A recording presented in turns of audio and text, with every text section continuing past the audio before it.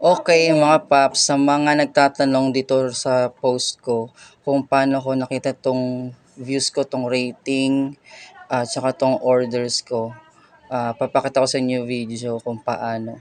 Kasi dun sa Lalamove apps, ito lang yung nakikita kung ano yung bar ka, kung poor, fair, average, or excellent. Okay, so papakita ko kung paano kasi merong mga nagtatanong, isa na dito si ah ito. Yan, sa paano makita review. So, ganito ang gagawin natin. Basta meron kayong Lalamove app, yung sa booking, yung pang customer.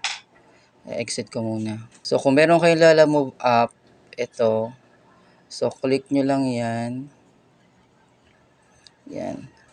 Tapos, wait. Ayan. So, ito yung Lalamove app kapag yung ikaw yung mismo magbo-booking. So, punta ka lang dito sa may, yan, sa tatlong dash na yan. Click mo lang yan. Lah, ayan. Wait. Yan. Click mo lang yan. Pag na-click mo yan, click mo lang yung may drivers.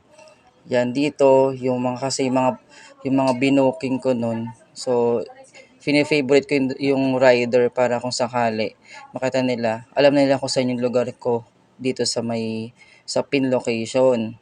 So, ito, para makita nyo yan, type nyo lang dito. Type nyo lang yung number nyo.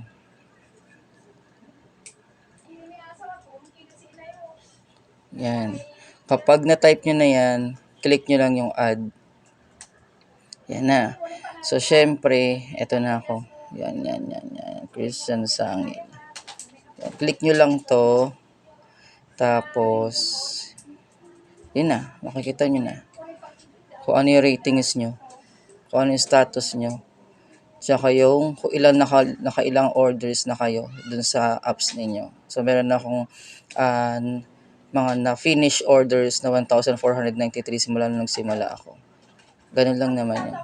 So, you know na. Bye.